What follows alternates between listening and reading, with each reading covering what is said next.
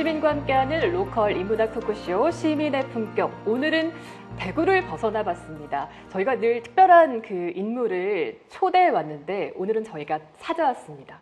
예, 그 보수의 대가 중 한 분이십니다. 정규재 한국경제신문 전 주필님 나오셨습니다. 예, 안녕하세요. 네. 보수의 대가 할 때 살짝 미소를 지으셨어요. 만족하십니까? 아닙니다.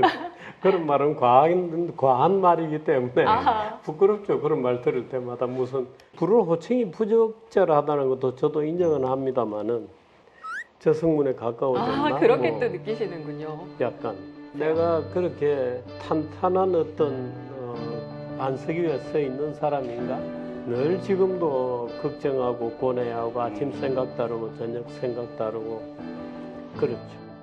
사실 이 질문을 좀 해보고 싶었는데요. 네. 대구 MBC가 대구를 굉장히 사랑하거든요. 혹시 MBC 그룹이 전체적으로 좀 진보 성향이기 때문에 대구 시민들이 MBC를 싫어하지는 않나요?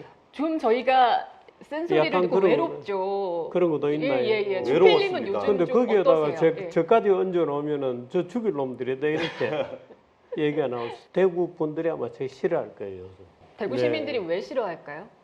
글쎄요, 요즘 저 주로 하는 일이 이제 보수를 비판하는 일이죠. 보수가 꿈에서 깨어나야 된다. 보수가 왜 저러고 있냐. 보수의 대표적인 정당인 국힘당이 왜 저렇게 저질이 되었나. 이런 얘기를 제가 하는 일, 주로 그런 일이니까 아마 대구 시민들은 화가 많이 날지도 모르죠. 저를 보면. 근데 뭐 시민에 따라서 어떤 분은 또 좋아할 수도 있고. 안 그래도 최근에 이제 보수 진영한테 이제 하시는 말씀이 쓴소리를 넘어서 네. 네. 거의 회초리를 그냥 매우 쳐라. 매우 치라 하면서 휘둘리시는 것 같은데 네. 근데 그게 언제쯤부터 이제 어쩌다가 이렇게 직격을 하는 입장이 되셨어요? 사실은 제가 잘 몰랐어요.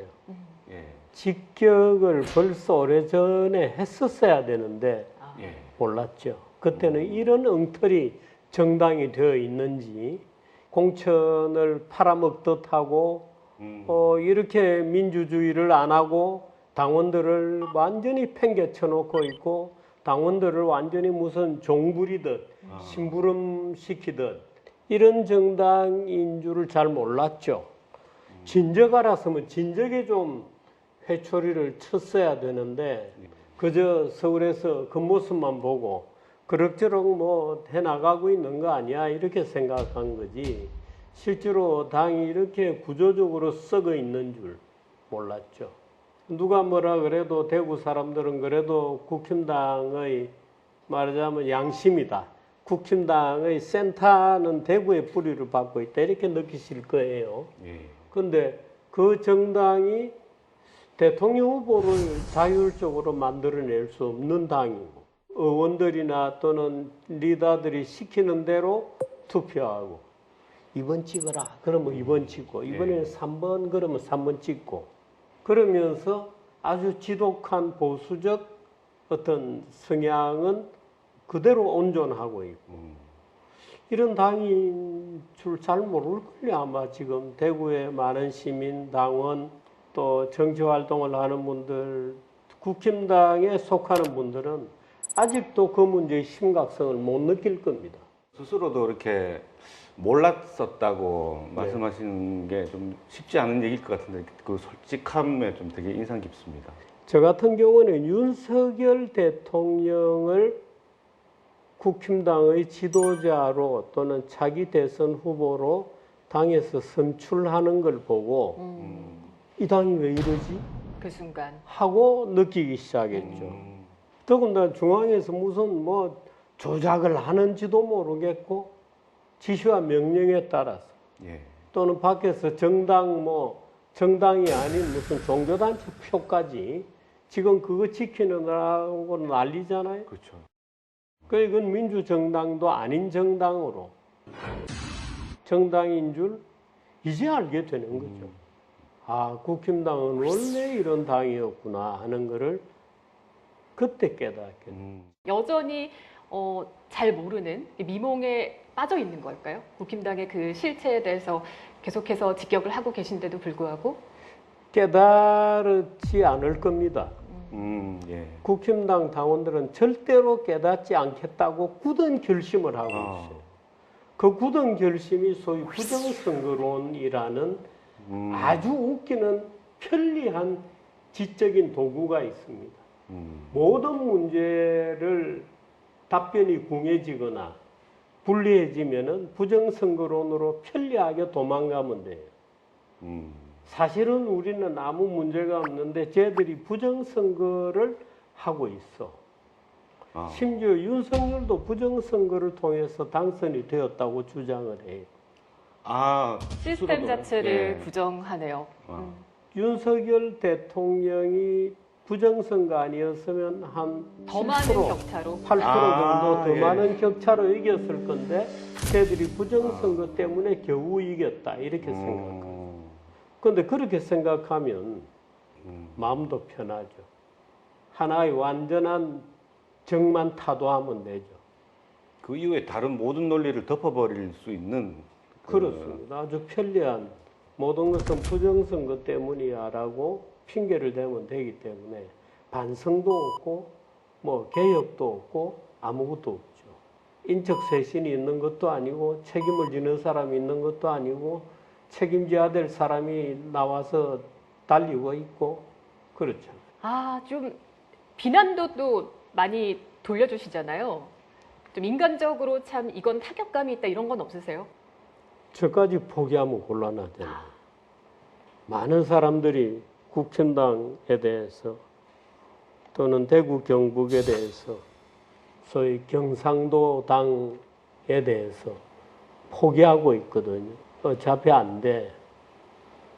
얘기하지 마. 놔둬. 저까지 얘기를 안 하면 아무도 모르겠죠. 보수 진영에서 주필님이 공격을 받으시는 것도 많으실 거 아니에요?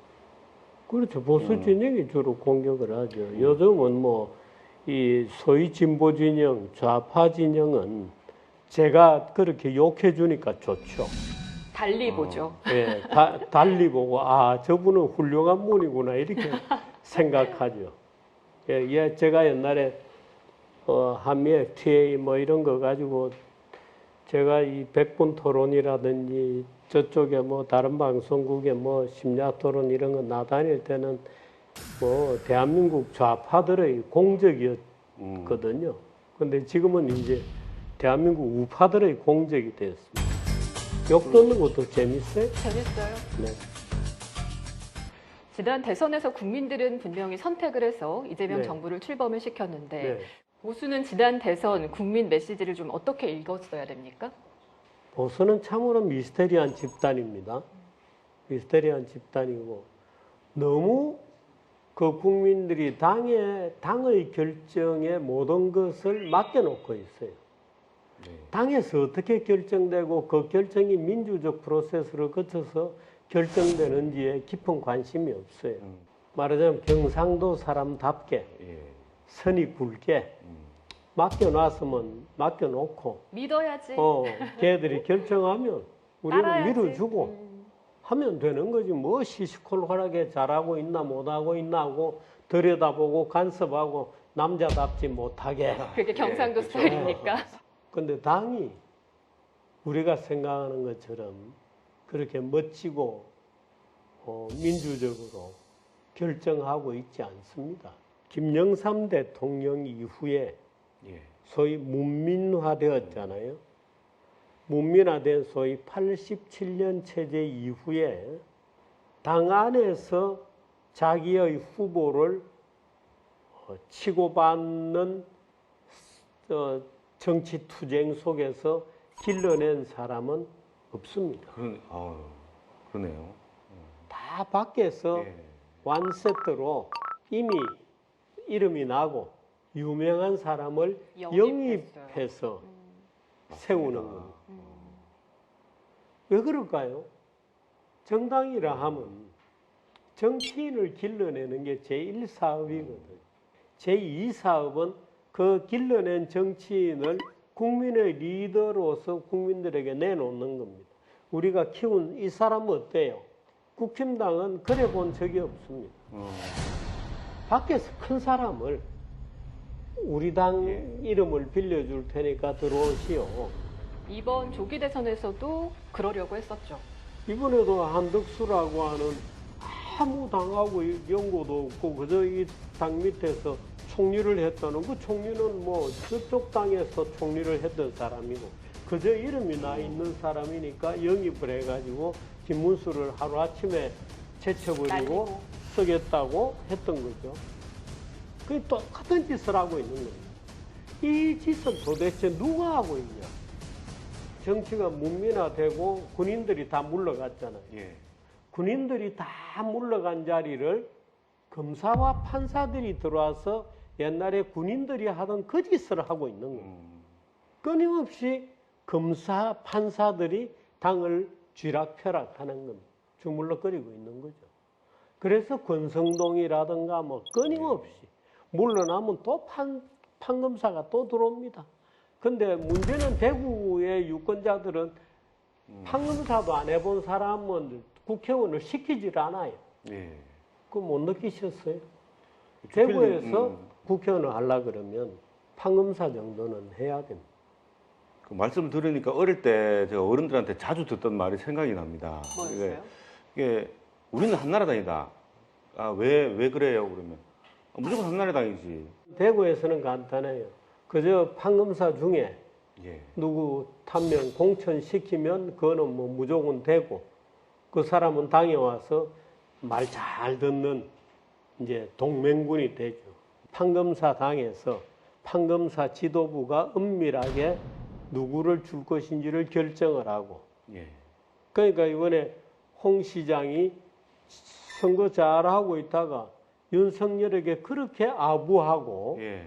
하다가 갑자기 막판에 화가 머리끝까지 나서 파토가 났지 않습니까? 예.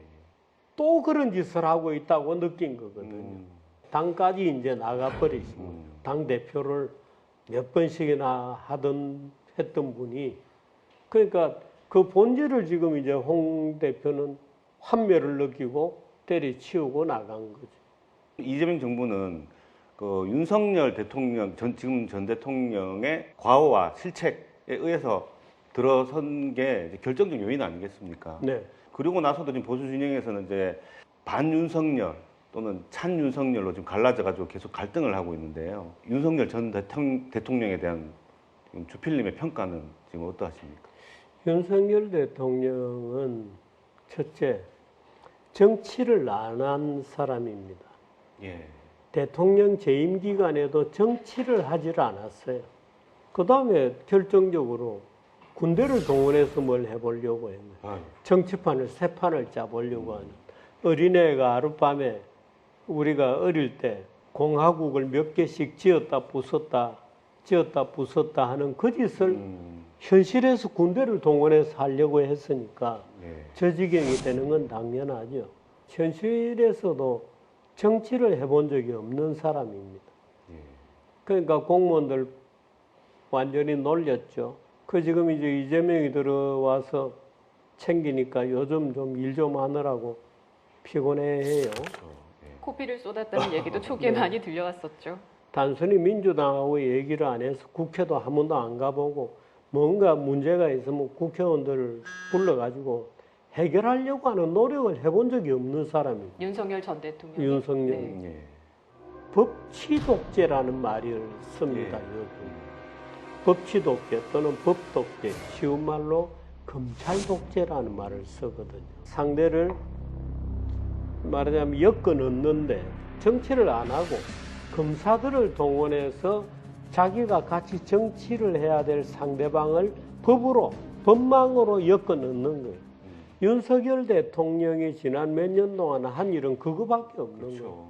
그 끊임없이 이재명을 이렇게 엮어놓고 저렇게 엮어놓고 이재명 그 부인 같은 경우에도 무려 139번의 압수수색을 했는데 겨우 저 불법이라고 밝혀낸 돈 금액은 10만 4천 원밖에 안 되잖아요.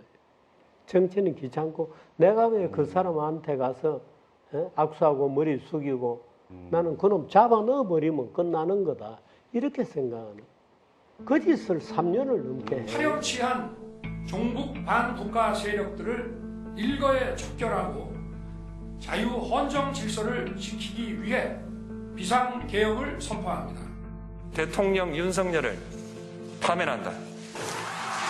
내란 종식을 넘어 빛나는 새 나라를 만들라고 명령합니다.